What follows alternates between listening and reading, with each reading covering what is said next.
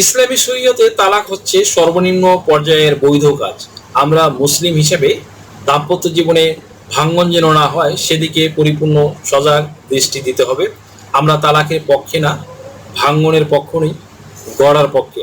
তালাকের মাধ্যমে যদিও স্বামী ও স্ত্রী মানসিকভাবে সাময়িক স্বস্তি পায়, কিন্তু তাদের যদি কোনো সন্তান থেকে থাকে তাহলে সেই সন্তান তার মা বাবার পরশ মাখা আদর স্নেহ সবকিছু হারিয়ে এক ভঙ্গুর মানসিকতা নিয়ে বেড়ে ওঠে। যে কোনো যুক্তিসঙ্গত কারণে মুসলিম স্বামী বা স্ত্রীর বিচ্ছেদ ঘটাতে পারে, তবে বিবাহ বিচ্ছেদ কার্যকর করতে হলে আইন অনুযায়ী কিছু পদ্ধতি মানতে হবে।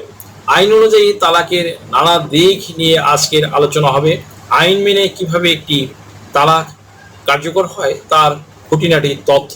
তালাক সাধারণত একজন আইনজীবীর মারফত নোটিশ পাঠানোর মাধ্যমে হতে পারে, কিংবা বিয়ের কাবিন নাম্বার 18 নম্বর কলামে যদি স্বামী তার স্ত্রীকে তালাকের অনুমতি না দিয়ে থাকে তাহলে স্ত্রী একজন আইনজীবীর মাধ্যমে পারিবারিক আদালতে বিয়ে বিচ্ছেদের মোকদ্দমা দায়েরের মাধ্যমে তালাক দিতে পারে। তালাকের নোটিশ পাঠানোর বেলায় কিছু বাধ্যবাধকতা রয়েছে। স্বামী ও স্ত্রী সবার ক্ষেত্রেই তালাকের নিয়ম প্রায় এক। দেশে স্ত্রী স্বামীর বিরুদ্ধে আদালত থেকে তালাকের আবেদন করতে পারেন, কিন্তু স্বামীর জন্য তা কিছুটা সীমিত। যেসব কারণে স্ত্রী আদালতের মাধ্যমে স্বামীকে তালাক দিতে পারেন।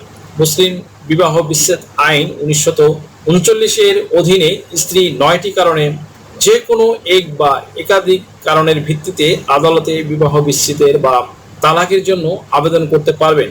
কারণগুলো নিয়ে এখন আলোচনা করছি। 1 নম্বরে, স্বামী যদি 4 বছরের বেশি সময় নিরুদ্দেশ থাকেন। 2 নম্বরে, 2 বছর ধরে স্বামী তার স্ত্রীর ভরণ পোষণ দিতে ব্যর্থ হলে। 3 নম্বরে, 1961 সালের মুসলিম পারিবারিক আইনের বিধান লঙ্ঘন করে স্ত্রীর অনুমতি ব্যতীত বিয়ে করলে। 4 নম্বরে, 7 বছর বা তার বেশি সময় স্বামী কারাদণ্ডে দণ্ডিত হলে।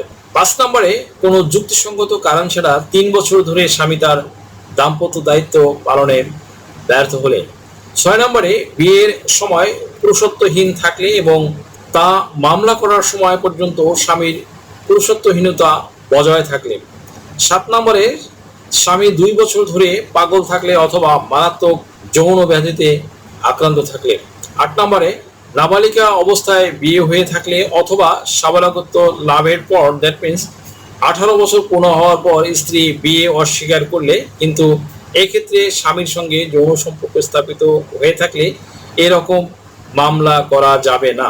9 নম্বরে, স্বামী স্ত্রীর মধ্যে নিষ্ঠুর আচরণ করলে, যেমন স্ত্রীকে শারীরিক বা মানসিকভাবে নির্যাতন করলে, স্বামীর কোনো অবৈধ সম্পর্ক থাকলে, নৈতিকতা বর্জিত জীবনযাপনের জন্য স্ত্রীকে বাধ্য করলে, স্ত্রীর অমতে তার সম্পত্তি হস্তান্তর করলে, কিংবা স্ত্রীকে তার সম্পত্তির উপর বৈধ অধিকার প্রয়োগে বাধা দিলে, স্ত্রীকে তার ধর্মীয় আচার অনুষ্ঠান পালনে বাধা দেওয়া, পবিত্র কোরআনের নির্দেশে একাধিক স্ত্রীদের সঙ্গে সমান ব্যবহার না করলে।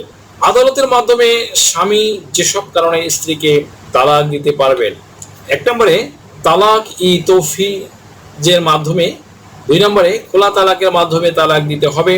শুধু মুখে 3 তালাক উচ্চারণ করলেই তালাক কার্যকর হয় না, আবার লিখিতভাবে তালাক দিলেও সঙ্গে সঙ্গে তা কার্যকর হবে না। আইনের বিভিন্ন পদ্ধতি অনুসরণ করার পর তালাক কার্যকর হবে।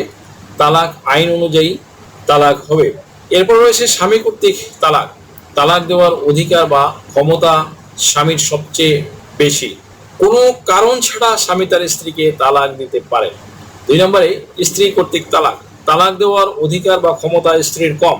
আইনে উল্লিখিত কারণ ব্যতীত স্ত্রী তার স্বামীকে তালাক দিতে পারবে না, তবে কাবিন নাম্বার 18 নম্বর কলামে স্বামীর মাধ্যমে স্ত্রীকে বিয়ে বিচ্ছেদের ক্ষমতা দেওয়া থাকলে তালাক ই তৌফিজ স্ত্রী তালাক দিতে পারবে।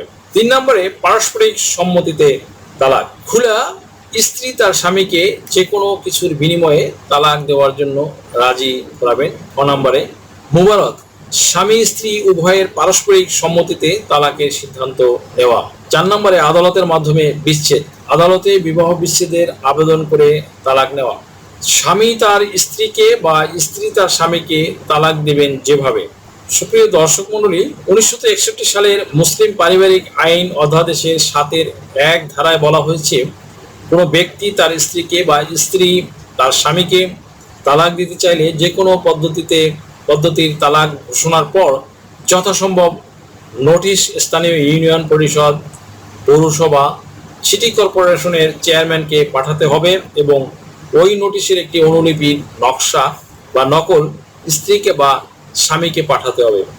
একই আইনের 7-এর 2 ধারায় বলা হয়েছে, যদি কোনো ব্যক্তি নোটিশ দেওয়ার এই বিধান লঙ্ঘন করেন তবে তিনি 1 বছর বিনাশ্রম কারাদণ্ড বা 10,000 টাকা জরিমানা অথবা উভয় প্রকার দণ্ডে দণ্ডিত হবেন। তবে স্বামী যদি নোটিশ প্রদান না করে তাহলে শাস্তি পাবে ঠিকই, কিন্তু তালাক বাতিল হবে না।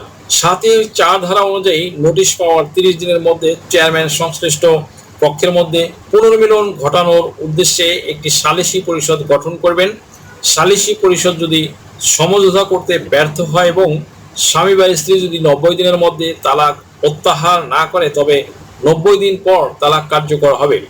এই 90 দিন স্বামী তার স্ত্রীকে ভরণ পোষণ দিতে বাধ্য থাকবে।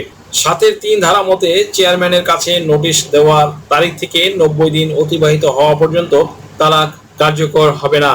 কিন্তু তালাক ঘোষণার সময় স্ত্রী যদি অন্তঃসত্ত্বা থাকে তাহলে 7-এর 5 ধারা অনুযায়ী গর্ভাবস্থা অতিবাহিত না হওয়া পর্যন্ত তালাক কার্যকর হবে না। সন্তান ভূমিষ্ঠ হওয়ার 90 দিন পর তা কার্যকর হবে। মুসলিম বিবাহ ও তালাক রেজিস্ট্রেশন আইন 1974-এর 6 ধারা মতে বিয়ের তালাক ও রেজিস্ট্রি করতে হয়। কাজী নির্ধারিত ফি নিয়ে তালাক রেজিস্ট্রেশন করবেন এবং ফি ছাড়া প্রত্যয়ন কপি দেবেন। এভাবেই একটি তালাক কার্যকর হয়। ভিউয়ার্স, আশা করি ভিডিওটি থেকে সামান্যতম হলেও উপকৃত হয়েছেন। যদি ভিডিওটি আপনাদের সামান্যতম উপকারে আসে তাহলে রিকোয়েস্ট করব চ্যানেলটি লাইক, শেয়ার, কমেন্টস এবং সাবস্ক্রাইব করে পাশে থাকা বেল আইকনটি প্রেস করে দিন যাতে পরবর্তী ভিডিওর নোটিফিকেশনটি খুব সহজেই পেয়ে যান। সো আজকের মতো এখানে শেষ করছি। দেখা হবে অন্য কোনো দিন, অন্য কোনো ভিডিওতে, অন্য কোনো আইনি কন্টেন্ট নিয়ে। সেই পর্যন্ত সকলে ভালো থাকুন, সুস্থ থাকুন। আবারও সবাইকে ধন্যবাদ জানিয়ে এখানেই শেষ করছি। আল্লাহ হাফেজ। দেশ ও বিদেশ থেকে যে কোনো ধরনের হলফনামা, এফিডেভিট নিতে চান, কাবিননামা, নিকানামা যে কোনো ভাষায় অনুবাদ করে বিভিন্ন মন্ত্রণালয়, ইসলামিক ফাউন্ডেশন থেকে সত্যায়িত করে নিতে চান, শিক্ষা সনদ বা অন্য যে কোনো ধরনের ডকুমেন্ট শিক্ষা বোর্ড, শিক্ষা মন্ত্রণালয় থেকে সত্যায়িত করে নিতে চান, ধর্ম পরিবর্তন করে কোর্ট ম্যারেজ করতে চান, কুরিয়ার, ইমেইল, হোয়াটসঅ্যাপ, ইমো, মেসেঞ্জারিতে ডেলিভারি নিতে পারবেন। তাছাড়াও সরাসরি এসেও নিতে পারবেন। Mobile number 01724583880।